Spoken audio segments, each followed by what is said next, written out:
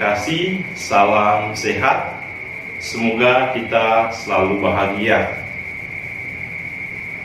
Mari kita merenungkan sabda Tuhan dalam perjumpaan pertama pendalaman kitab suci tahun 2020. Dalam nama Bapa dan Putra dan Roh Kudus. Amin.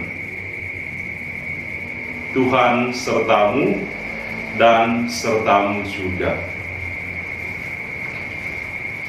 Bapak, Ibu, saudara-saudariku yang terkasih, tema bulan kitab suci tahun ini adalah mewartakan kabar baik di tengah krisis iman dan identitas.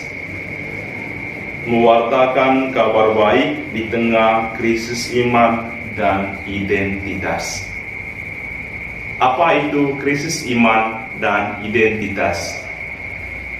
Krisis iman artinya orang-orang yang sudah mulai kehilangan pegangan akan kebenaran ilahi. Kalau orang sudah kehilangan pegangan, maka identitasnya menjadi kabur.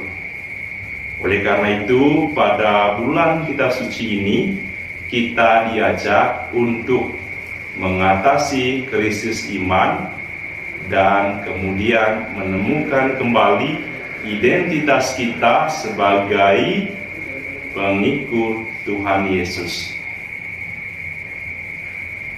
Bagaimana cara menemukan kembali identitas kita sebagai murid Tuhan? Pertama-tama, kita harus merasakan kasih Allah. Orang yang mengalami krisis iman dan identitas pertama-tama disebabkan karena orang itu tidak mengalami kasih Allah. Orang yang merasa tidak dikasihi. Padahal kita semua adalah orang-orang yang dikasihi Allah. Kita menemukan kembali jati diri kita sebagai orang yang dikasihi Allah, sehingga kita tidak lagi mengalami krisis iman, dan identitas kita menjadi jelas bahwa kita adalah orang yang dipanggil karena kasih Allah untuk mengasihi Allah dan sesama.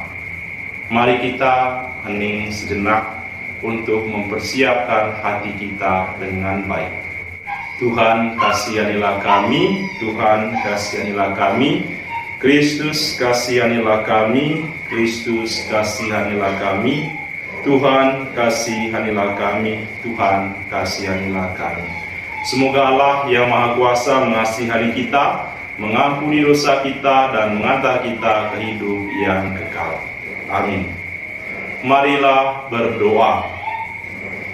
Ya Allah, Bapa yang Maha Baik, puji dan syukur kami haturkan kehadirat-Mu, karena Engkau mengasihi kami. Engkau melimpahkan berkat kepada kami semua. Kami bersyukur karena kasih-Mu telah membuat kami menjadi pribadi yang istimewa. Bukalah hati kami supaya mulut kami mewartakan kebenaran-Mu. Bukalah hati kami supaya kami mampu merenungkan sabda-Mu. Bukalah hati kami dengan Roh Kudus-Mu, agar kami mampu mengalami kehidupan yang penuh berkat. Semoga kami semua dapat mengasihi orang-orang di sekitar kami, keluarga, orang-orang yang ada dalam komunitas, dan siapa saja yang memiliki niat yang baik. Doa ini kami sampaikan kepadamu dengan pengantaran Kristus Tuhan kami. Amin.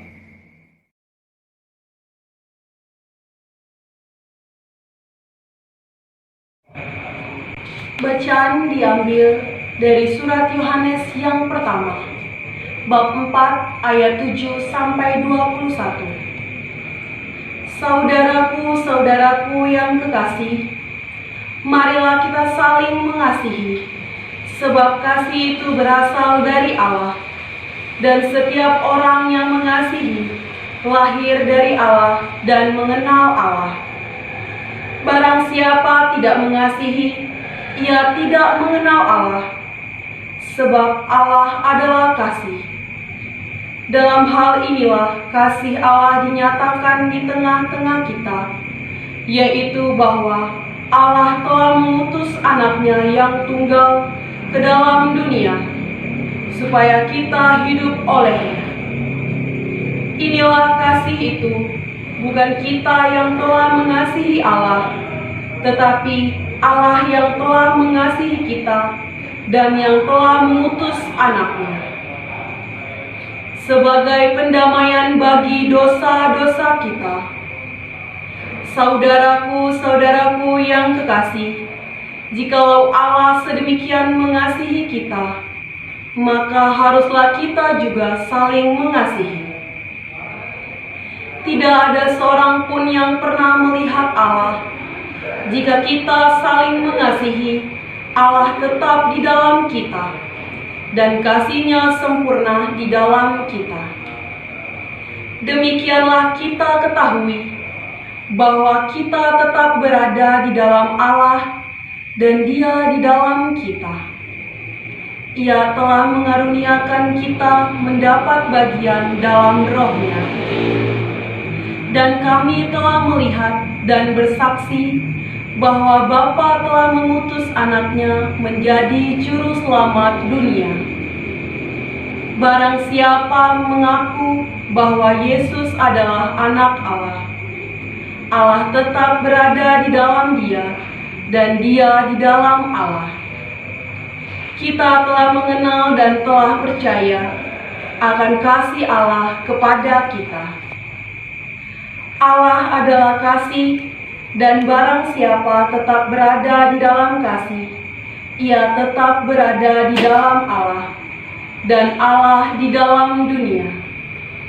Dalam hal inilah kasih Allah sempurna di dalam kita, yaitu kalau kita mempunyai keberanian percaya pada hari penghakiman, karena sama seperti Dia, kita juga ada di dalam dunia ini. Di dalam kasih tidak ada ketakutan. Kasih yang sempurna melenyapkan ketakutan.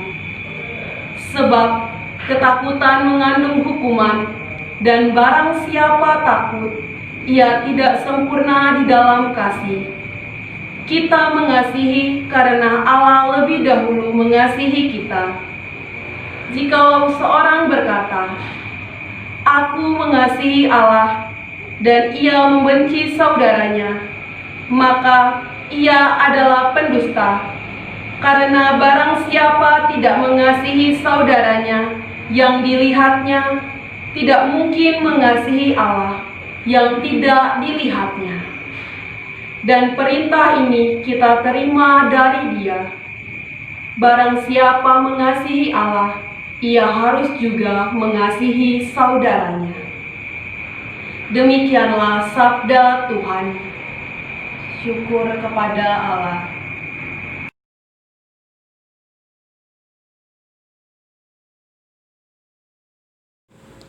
Siapakah Allah yang diperkenalkan dalam perikop ini?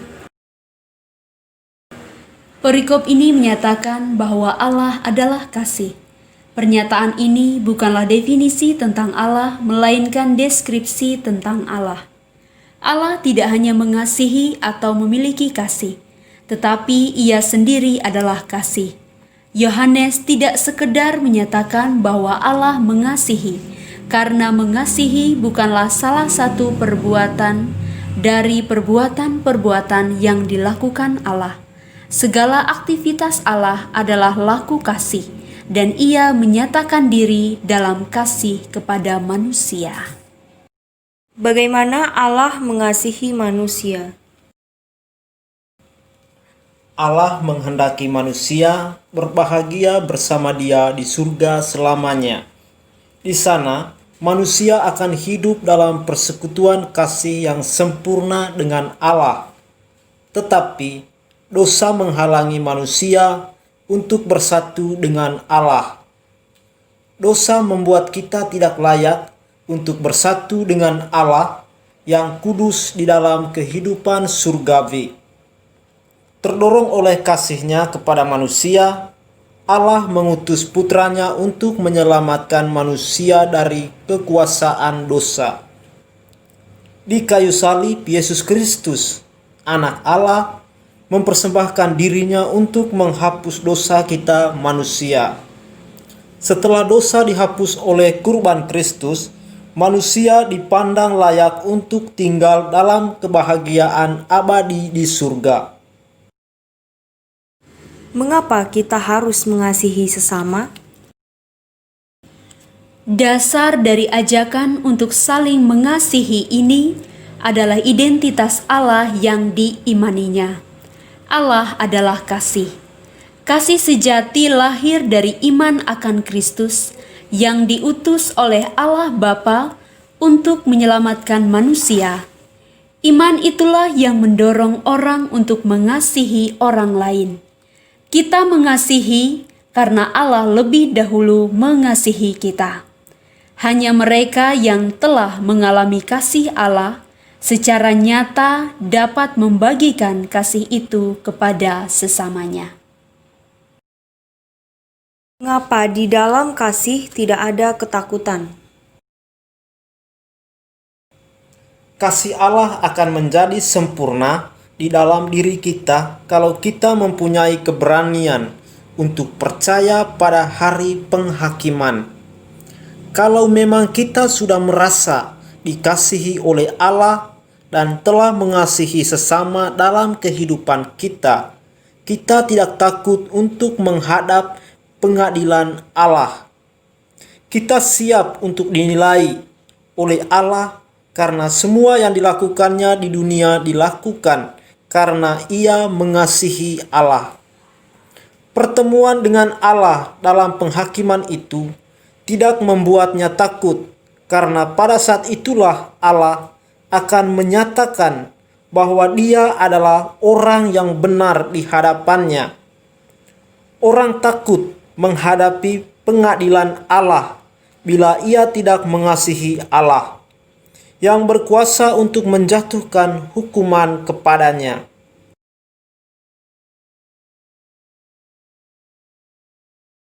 Apa yang harus kita lakukan setelah dikasihi oleh Allah?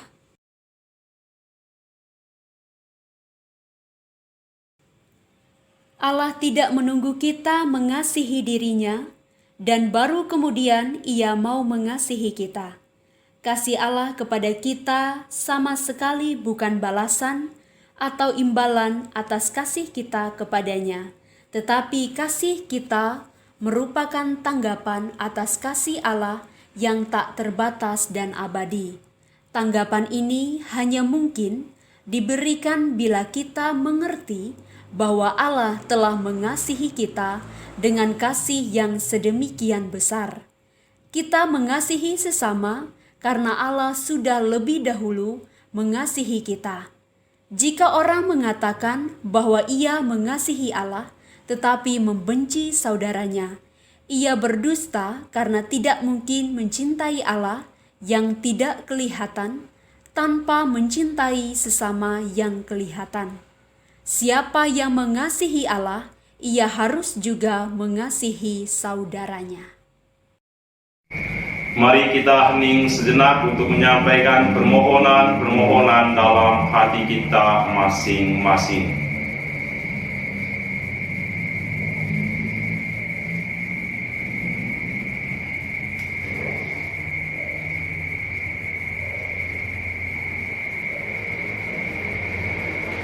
Kita satukan doa-doa kita dengan doa yang diajarkan Tuhan kepada kita.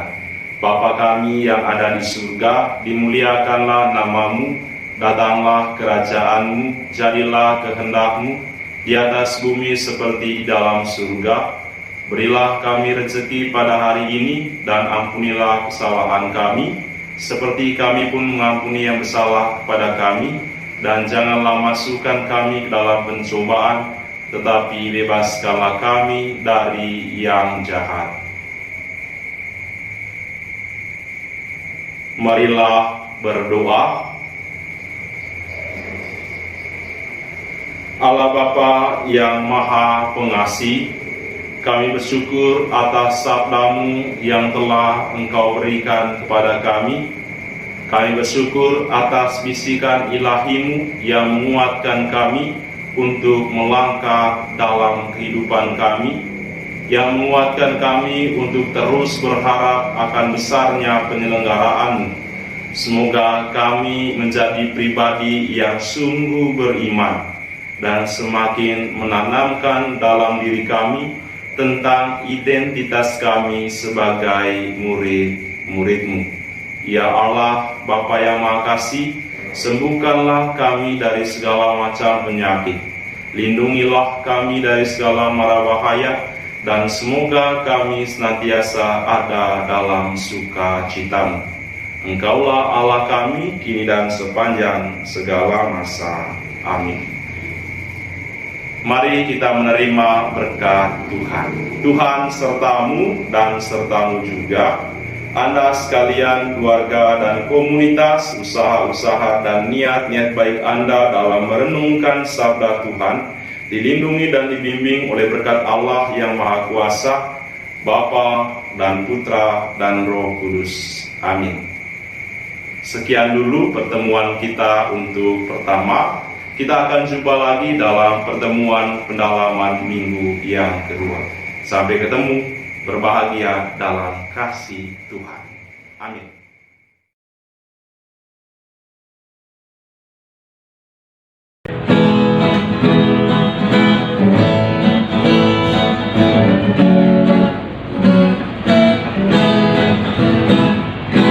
Mari bersyukur kepada Allah dengan gesekan biola, sebab putranya Yesus penyelamat menjadi santapan kita.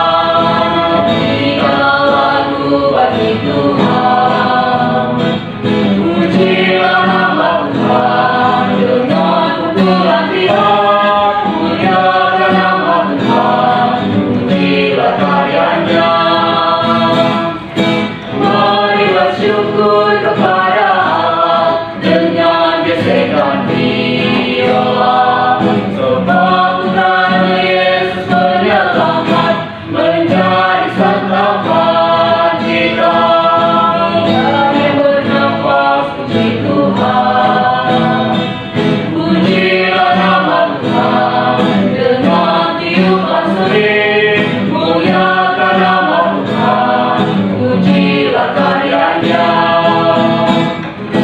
Mari bersyukur kepada Allah dengan gesekan biola, sebab putranya Yesus penyelamat menjadi santapan kita. Segala isi bumi bersorak, pujilah nama Tuhan dengan ketiga kita, muliakan nama Tuhan, pujilah karyanya. Mari bersyukur kepada Allah dengan gesekan biola, sebab putranya Yesus penyelamat menjadi santapan